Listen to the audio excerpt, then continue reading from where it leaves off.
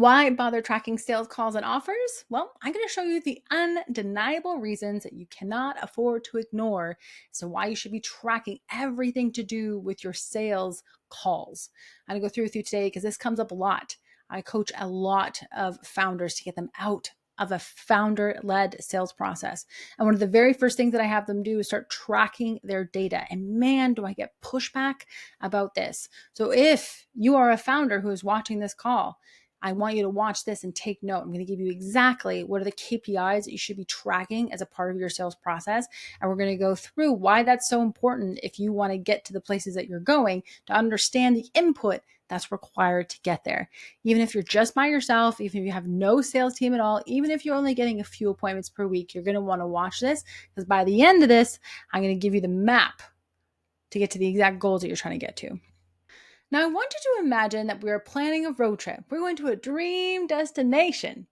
You're not going to go there without some form of a map. You're not going to go there without Google in your pocket. You're going to need to figure out how much gas it's going to require to get there. You're going to want to check things like the weather. You're going to want to plan your stops. It's a big trip. You wouldn't just start walking and hope that you end up there without any sort of a map. And essentially, when you are not tracking your data and you've said to yourself, I want to double my sales this year, I want to get this company to do $200,000 in recurring revenue every single month within the next 12 months. Great. Now you know where it is that you're trying to go. But if you're going to hit that elusive 200K, 100K per month, you have to understand what is going to be needed to hit that. Because without tracking, we're just essentially going completely blind. It's really great to come up with ideas, but if you're going to properly project the numbers that you as a company are going to hit, you need a baseline. You need an established baseline so that we can understand how much input is required when it comes to the sales and marketing teams in order to hit those goals. But again, we can only do that if we're tracking. So if you're just on your own doing this process, you have a sales team. If you want to increase sales, giving it attention is going to move the needle.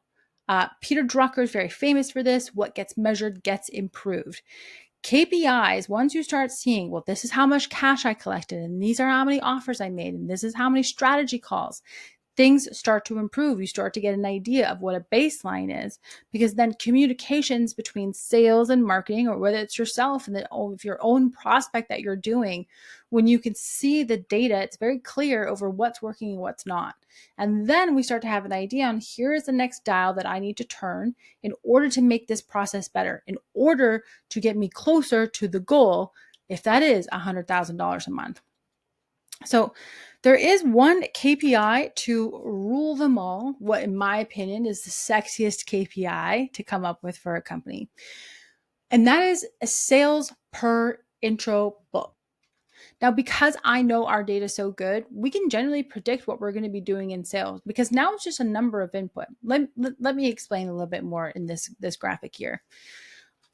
Through our tracking, we are tracking things like the number of intro calls booked, how many of those people showed up to the call, how many of those moved into a strategy or a demo call, and then how many of those moved into a closing call, how many offers, proposals, contracts did I sign out, how many times did I offer for somebody to become a client of ours, how many closes did I get, how much cash did I collect. When you know these numbers, coming up here with your revenue per call number, you start to get a very clear picture. And now with our revenue per call, having an idea of how much input is going to be required to get us to $100,000 per month just becomes a numbers game. Now I'm going to look at and I'm going to see, well, how many LinkedIn messages did we have to send in order to get those amount of booked appointments? How many phone calls did my team need to make? How many emails did we need to send? Now I know my numbers. I can perfectly figure out the exact map on how and what we're going to do in order to hit 100K per month. The other big thing here is we now start to identify trends. When our offer rates go down, we're having lots of calls, that tells me right away that I need to go and I need to figure out what's happening with marketing, what's happening with the lists, what's happening with the types of people that we are putting through this process. And then, of course, now we have some company benchmarks. If you have a sales team or you're going to be bringing on a sales team, you must know what your company benchmarks are. I have seen too many times as sales rep utilize different figures to make them look better. I'll give you an example here. The offer to close rate is based on here's when I made an offer, here's when I get a close, and is what most sales reps use as their number one KPI to show off their ability to close. If you see that the offer to close rate is dropping below everybody else's, we may have a sales rep who doesn't want to make themselves look bad. Therefore, they're just not making enough offers because they don't want to try to close somebody who they might think is really hard to close. Therefore, they're just not getting as many deals done. And that's a problem. So this is why you really want to have some of these benchmarks set, even if you're just by yourself, because what gets measured gets attention.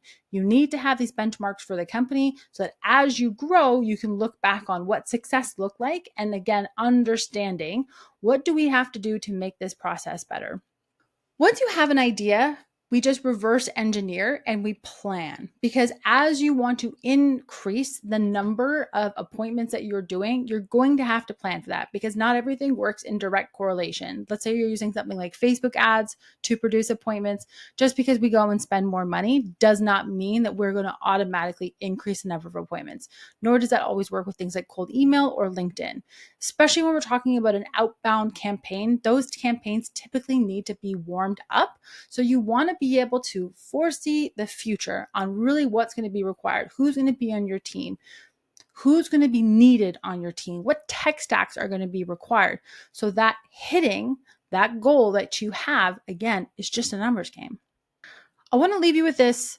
It's really, really important that you include this as a part of your end of day routine. And here's how I do that. Now, I do, if you checked out my earlier videos, you'll see that I block out 1 hour out of every single day of my calendar where I do all of my follow-ups. I pay attention to what's going on in my pipeline. I call anyone who has a call for the next day booked tomorrow. I send out the wins to my pipeline. I'm sending screenshots. I'm sending videos of people who did awesome things by working with us. I'm calling anybody who had to reschedule, anybody who no-showed, and then I go in and I update my trackers. This never takes me more than an hour to do.